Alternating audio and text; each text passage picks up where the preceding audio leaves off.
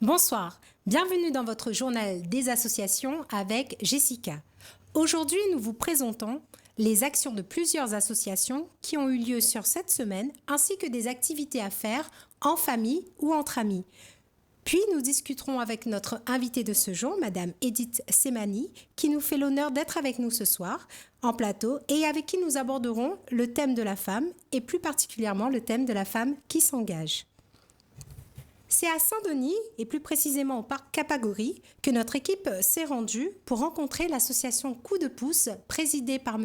Thierry Tirel, qui a organisé une distribution de repas pour les personnes démunies. Une action possible grâce aux bénévoles de cette association, qui donne sans compter en vue d'aider les autres. Reportage.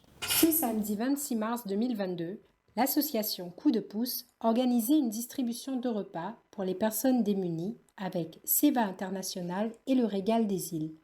Une action devenue quotidienne pour les bénévoles qui veulent montrer qu'il est encore important de tendre la main de nos jours. Alors aujourd'hui, c'est un événement qu'on travaille déjà en partenariat, ça fait déjà 2 ans, avec l'association SEVA International, qui m'a sollicité encore une fois pour début d'année cette année, offrir des repas à ceux qui n'ont pas, aux plus démunis et les personnes nécessiteuses.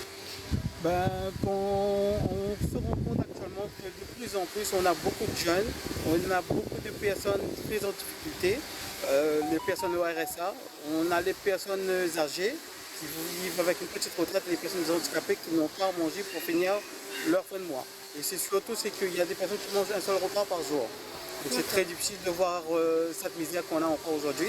Nous, dès qu'on peut, avec SEVA International et Régal des Îles, on offre ce petit repas aux personnes qui n'ont pas. Aujourd'hui, c'est pour les petits pois. Une centaine de personnes avaient fait le déplacement.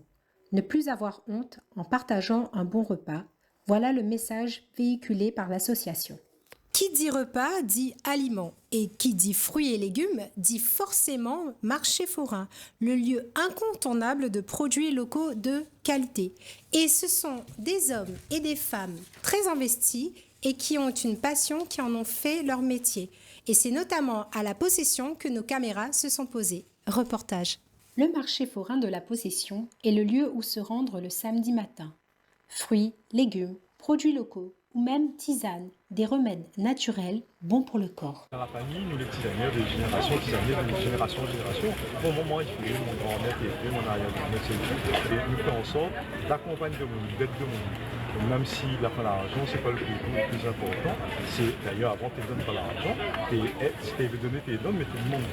Et l'objectif c'est soigner de monde, être de monde, accompagner le plus. Vraiment pour le foie, pour le diabète, pour le cholestérol, pour même la peau, pour la circulation, il dépend pour l'arthrose, etc. Il dépend. Les samoussas, une des gourmandises préférées des Réunionnais, surtout quand ils sont faits avec savoir-faire et amour depuis des générations. Une histoire de famille, hein. C'est ma maman, c'est un métier de mère en fille, de toute la famille d'ailleurs. Pendant beaucoup de temps, c'est du lundi au samedi, on travaille beaucoup, c'est de longues journées, c'est un travail, comment nous définirait nous ça? On n'a pas le droit à l'erreur aussi, hein. Bon, après le parfait n'existe pas, mais c'est un métier qu'il faut faire avec tout son cœur, avec beaucoup d'amour. Quand on travaille pour Maramite, pour faire le poulet, pour faire le petit Jacques, pour faire le rougail d'Acatine, il faut que tout ça soit bien fait si on veut revoir de bons clients. Et c'est avec beaucoup d'amour que nous faisons ça. Et en cette chaleur, il ne faut pas oublier de se rafraîchir en prenant un bon thé glacé chez Madame Maillot et de préférence à la passion.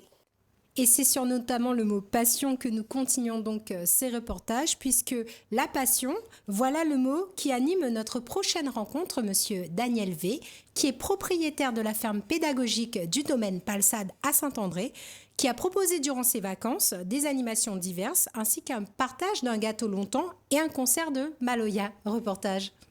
La ferme pédagogique du domaine Palsade à Saint-André proposait pendant les vacances des animations pour les enfants avec les animaux, tels que les lamas, alpagas ou encore chameaux, afin de faire plaisir aux familles qui, comme lui, partagent cet amour pour les animaux. On donne pas ça, c'est un endroit où les gens peuvent venir passer la journée avec leurs enfants, et amener leur pique-nique, et puis ils profitent de la ferme avec les activités que nous proposons, que nous essayons d'amener pour que les enfants ils passent une agréable journée, telles que les balades à poney gratuites toute la journée, les structures gonflables aussi toute la journée. Ici, on trouve les animaux du plus banal jusqu'à l'insolite, les poules, coqs, canards, cochons, mais jusqu'à dromadaire, lama, alpaga. Et c'est des animaux qu'une grosse partie vivent en liberté pour qu'il y ait une certaine communion avec les gens. Les gens, ils viennent, ils peuvent toucher, ils peuvent manger à table. Les animaux viennent manger à table. Aujourd'hui, c'était la fin des vacances. Et c'était un plaisir de remercier les gens, et puis rendre les gens heureux en fait. Voir que les gens, ils peuvent profiter, ils peuvent manger. Voilà, ils ne demandent pas de grand chose, ils demandent juste de venir en fait. Et puis d'avoir le sourire sur les lèvres des gens, il n'y a pas un affaire les plus enrichissants que ça, les plus agréables que d'avoir de l'argent. Partager un morceau de gâteau longtemps, devant le concert du groupe Destin Maloya, et terminer par un tour de poney. Tout est fait pour que ce lieu devienne un endroit magique pour les petits comme pour les grands.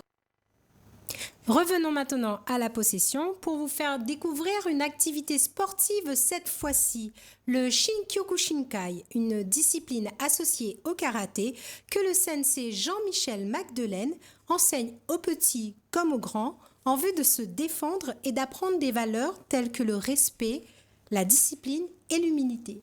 Reportage. C'est à la maison de quartier de Titoulit, à la possession, que petits et grands enfilent leur dogi afin d'assister à leur cours de karaté avec Sensei Magdelaine et Senpai Bruno, pour qui le Shinkyokushinkai est plus qu'une philosophie de vie. C'est quoi le Kyokushinkai, s'il vous plaît? Alors le Kyokushinkai, c'est une forme de karaté qui est la Fédération française de karaté. Donc c'est une discipline associée.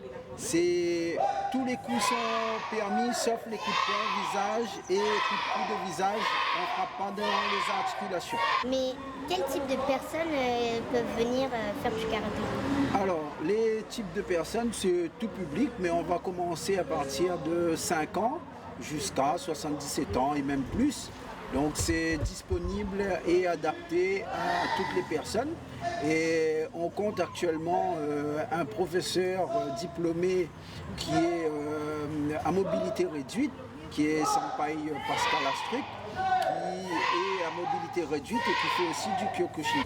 Mais qu'est-ce que les enfants apprennent quand ils viennent ici? Alors les enfants apprennent la rigueur, à essayer de se maîtriser et de faire quelque chose de bien, on va dire, à son corps personnellement. Mais au final, est-ce que le Shinkyokushinkai est un sport dangereux? Pas du tout, parce que c'est adapté pour les enfants. Comme je vous ai dit tout à l'heure, il y a le casque, il y a les plastrons, il y a les protèges tibia, il y a les gants. Respect, humilité, le but est d'apprendre des valeurs qui vont leur servir dans la vie, comme nous l'explique Jean-Philippe, papa d'un pratiquant. Dans un premier temps, pour trouver une activité après les cours, pour habituer les enfants à avoir le goût du sport, de dépenser, de faire des activités, développer un peu sa personnalité, donc d'en avoir un petit peu plus confiance en lui. C'est un état d'esprit aussi, un petit peu d'humilité, apprendre à être avec les autres, donc avoir un petit peu l'esprit de compétition, mais aussi de partage, parce que dans ce genre de discipline-là, il y a des autres entre eux autres et tout ça, donc c'est quelque chose de global. C'est pour ça qu'on m'a voulu mettre là-dedans, pour commencer une base dans le sport martial. Savoir se défendre sans blesser l'adversaire, apprendre des katas, des combats imaginaires, une passion qui se développe chez les petits comme les grands, et le tout dans la bonne humeur et le respect de l'autre. Nous sommes maintenant de retour donc sur notre plateau avec notre invitée, Madame Edith Semani, qui est une femme qui ose, une femme qui s'engage, autrement dit une femme précieuse, à l'origine de nombreux événements à La Réunion qui mettent en valeur les femmes et qui les récompensent notamment.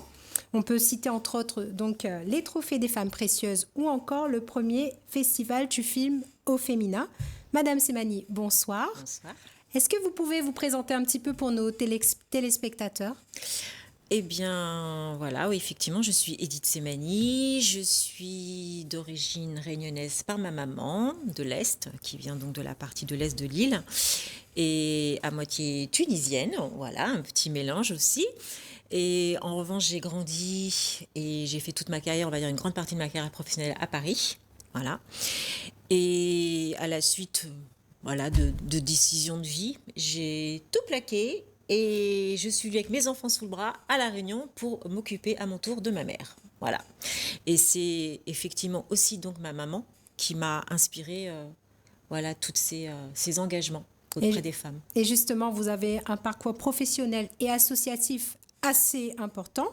Vous êtes quand même une grande défenseur donc de la cause de la femme et vous êtes à l'origine de plusieurs événements qui mettent en valeur ces femmes. Et d'où vous vient cet engagement? Comme je viens de vous le dire, effectivement, je crois que c'est les rencontres de la vie, mais avant tout, voilà, en voyant ma mère qui fait partie d'une génération où on n'avait pas autant de liberté, où j'étais une des rares enfants à l'époque à être d'une maman célibataire, ce qui était très exceptionnel à mon époque. Aujourd'hui, ça ne l'est plus. Et puis, je l'ai vu se battre, se démener à Paris seule avec 2 enfants, sans aide. Il n'y avait pas autant d'encadrement comme on peut l'avoir aujourd'hui en tant que femme célibataire, hein, même si ça reste encore très difficile pour les femmes. Attention, hein, je sais que quand on prend des décisions et à partir pour des décisions de vie personnelles comme ça reste encore très difficile et c'est souvent les femmes qui se retrouvent dans une forme de précarité. Donc voilà, c'est ma mère qui m'a inspiré cet événement et ce premier événement, donc effectivement qui a été d'abord les trophées des femmes précieuses, qui la première édition s'est tenue en 2015.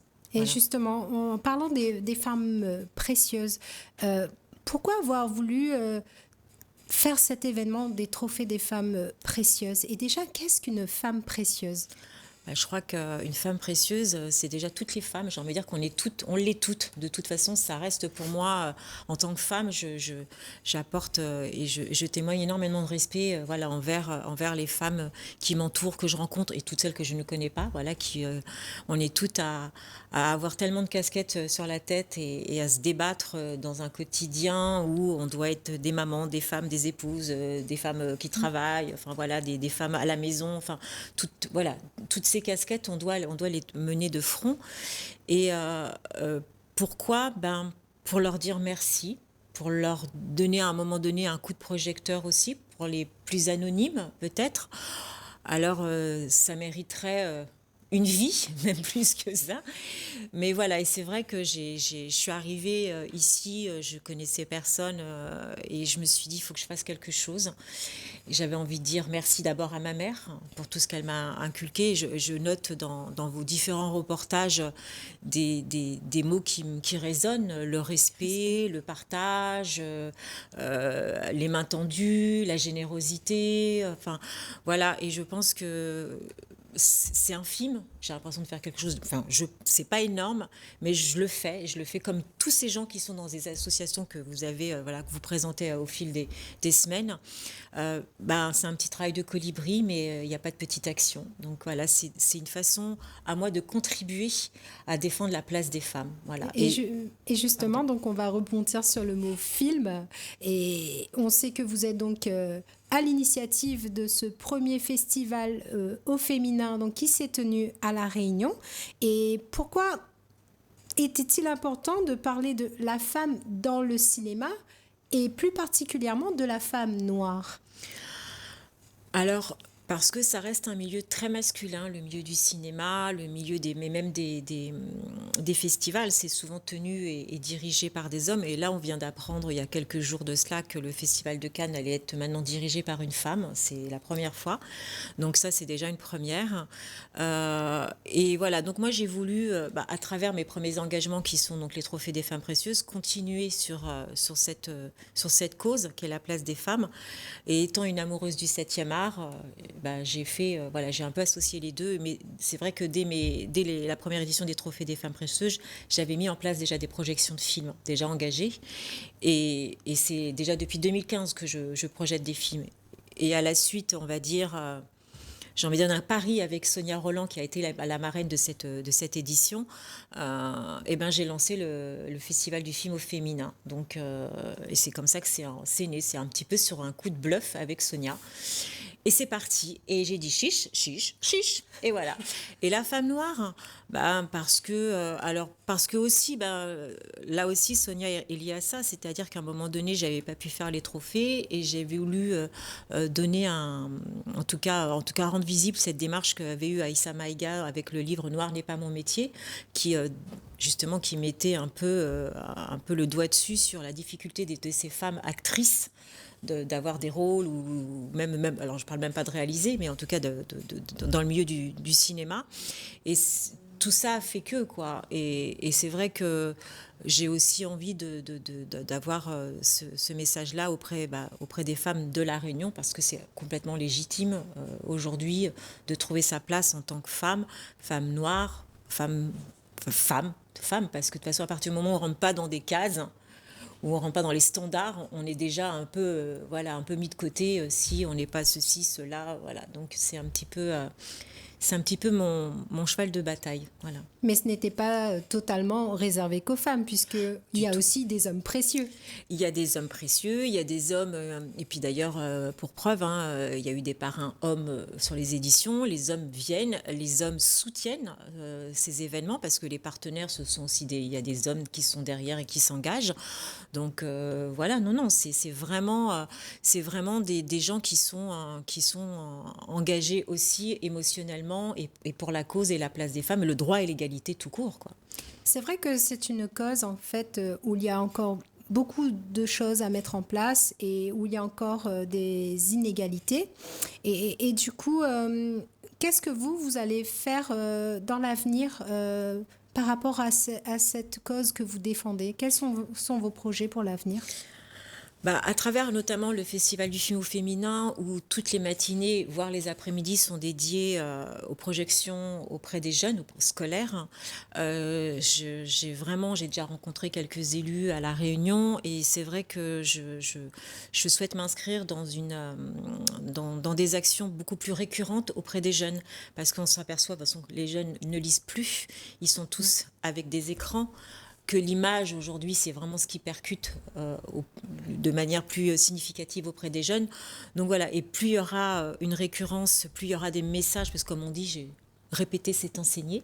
Donc plus il y aura des actions comme ça, de sensibilisation, d'éveil, de réveil de conscience auprès des jeunes, plus on arrivera à passer des messages, que ce soit aussi bien sur le droit et l'égalité, mais sur l'environnement, sur le développement, sur beaucoup de choses. C'est trouver sa place en tant que jeune, parce que je pense qu'après 2 ans de Covid, on a bien vu les effets négatifs auprès de la population et des gens en général sur le plan mondial, mais les jeunes particulièrement ont été extrêmement fragilisés par ce qu'on est en train de traverser. Puis l'actualité nous démontre encore aujourd'hui que c'est pas très réjouissant, quoi, ce qui se passe. Donc il y a besoin d'espoir pour les jeunes, besoin de s'accrocher à quelque chose. Donc vous allez quelque part aller sur le terrain à la rencontre de ces jeunes, ces jeunes-là. Ce qui est déjà le cas, mais j'ai envie de le faire tout au long de l'année, pas forcément de le faire qu'au moment du festival du film. Donc c'est pour ça que j'ai besoin aussi de lieux de projection, et puis des soutiens de communes, de lycées, voilà. Mais il y a une mobilisation qui est quand même significative, et il y a beaucoup d'établissements qui ont répondu présent, et ça c'est vraiment chouette, quoi. Les gamins sont enchantés. Eh bien, tant mieux, puisque c'est vrai que par rapport à nos jeunes, justement, ou avec une société, comme vous le disiez précédemment, donc qui est beaucoup sur les écrans, beaucoup sur les réseaux sociaux, il y a vraiment de quoi faire et revenir à des valeurs qui étaient inculquées par nos mères d'avant, je dirais, c'est pas mal. Et on va continuer donc sur tout ce qui est message. Si vous aviez un message à faire passer donc à nos mères, à nos jeunes filles de La Réunion, donc qui n'osent pas ou qui ont encore honte, parce que c'est vrai qu'on est encore dans une société où on a honte et qui ne veulent pas forcément s'engager pour une cause. Quel est le message que vous souhaiteriez faire passer ? Comme vous dites, je pense que le mot qui convient, c'est d'oser, mais d'oser se vivre, d'oser être ce que l'on est, et s'affirmer dans ce qu'on fait aussi, parce que les femmes ont cette espèce de gêne et de syndrome de l'imposteur quand il faut se valoriser nos engagements, notre travail, que ce soit pour une femme qui travaille à la maison, qui est mère de famille, c'est un boulot, quoi. C'est un vrai boulot que de s'occuper d'une maison et des enfants, de l'éducation des enfants, mais dans n'importe quel engagement professionnel et tout, voilà, il faut oser être, s'affirmer et être fier de ce que l'on est et prendre notre place. Si nous on la prend pas, on va pas nous la donner. Donc voilà, c'est oser prendre notre place en tant que femme. En tout cas, c'est un beau message donc que vous faites passer et j'espère qu'il sera entendu donc par les Réunionnaises qui nous regardent ce soir. Et donc je reviens un petit peu donc sur le trophée des femmes précieuses, donc il y a une 4e édition donc qui se prépare et donc si on veut postuler, comment fait-on ? Eh ben aujourd'hui, c'était un petit peu la dernière limite. Mais bon, comme j'ai eu beaucoup de messages qui me disent « Oh, j'y arrivais pas », je pense que je vais faire des prolongations. Voilà, je pense que je vais faire encore au moins une semaine de prolongation pour vraiment permettre à des femmes justement d'oser s'inscrire. Alors, c'est vraiment un événement, attention, qui s'articule. C'est pas le but n'est pas forcément de gagner. Si on a le prix, c'est bien. Mais c'est encore une idée, comme on l'a beaucoup entendu, de partage, d'oser témoigner et d'oser, on va dire, s'affirmer dans ce qu'on fait. Voilà, déjà, ce serait pas mal. Et c'est réservé à des femmes en particulier ou bien n'importe quel secteur Alors, il y a différentes catégories. Il y a l'environnement, l'entrepreneuriat, les médias, le sport, l'innovation. Voilà, donc il y a différentes catégories qui sont proposées, des femmes de cœur qui sont effectivement dans des associations. Donc, selon son parcours et ses combats, peut-être qu'on peut se retrouver dans une de ces catégories, raconter en quelques lignes qui on est, ce qu'on fait. Et voilà. Et après, il y a un comité qui sort un peu tous ces profils. Mais voilà, sachez que déjà d'avoir répondu et d'oser répondre, moi, je leur dis merci déjà d'avance parce que c'est déjà... Voilà, de se dépasser quand on arrive à faire quelque chose comme ça. Et donc, cette candidature se fait en ligne ? Se fait en ligne, oui, tout à fait. Il y a un formulaire, on peut le retrouver sur le site internet Les Trophées des Femmes Précieuses, par le lien aussi de la page Facebook. Voilà, tout est... Mais je vais faire des prolongations. D'accord, donc mesdames, si jamais vous entendez ce message, n'hésitez pas donc à postuler. Si vous êtes une femme précieuse donc qui intervient dans n'importe quelle catégorie, donc comme l'a dit Madame Semani, que ce soit le sport, l'écologie ou encore l'associatif, donc n'hésitez pas donc à aller sur le site internet. Et une 2e édition de ce festival au féminin ? Alors, non, ça va être une 3e édition. Une 3e édition qui se prépare pour la fin de l'année, effectivement, fin d'année 2022. Oui, effectivement, ça y est, j'ai plus ou moins calé les dates. Alors, les VIP, non, pas encore. Il y aura des surprises, je l'espère. Et j'espère que le contexte nous permettra d'être un peu plus... nombreux à participer à ce festival. Et qui va se dérouler encore à La Réunion. À La Réunion, ben oui. La Réunion, réunir, rassembler. Effectivement, donc La Réunion, terre de métissage et puis Exactement. terre du vivre ensemble également. Tout à mais fait. Il y a une volonté quand même de s'ouvrir sur l'océan Indien ? Oui, avec les trophées, avec sans doute à nouveau une délégation des îles Vanille, parce qu'il y a un prix des femmes précieuses îles Vanille qui est remis. La précédente édition, c'était une Mauricienne qui l'avait reçue par rapport à ses engagements contre les femmes violentées, battues. Et cette année, on verra sans doute à nouveau d'autres femmes qui seront... de nos îles voisines et amies qui seront sans doute présentes à la soirée des trophées. D'accord. Et juste pour terminer, il y aura une thématique en particulier ou Non, c'est... Alors, les trophées, de toute façon, c'est la place des femmes et le Festival du film, pour l'instant, à partir du moment où ce sont des films qui ont été réalisés, produits ou écrits par des femmes, elles sont toutes les bienvenues, quoi. Et voilà, j'espère avoir un peu plus, effectivement, de réalisatrices cette année. Donc le message est également passé et j'espère que vraiment la Réunion sera fortement représentée donc, parce que nous avons donc des talents, des femmes réunionnaises talentueuses. Donc j'espère déjà moi-même pouvoir venir à la projection et ce sera vraiment un grand plaisir. En tout cas, je vous remercie vraiment et sincèrement du fond du cœur. Merci d'avoir accepté notre invitation sur ce plateau. Ça a été un réel plaisir de vous avoir.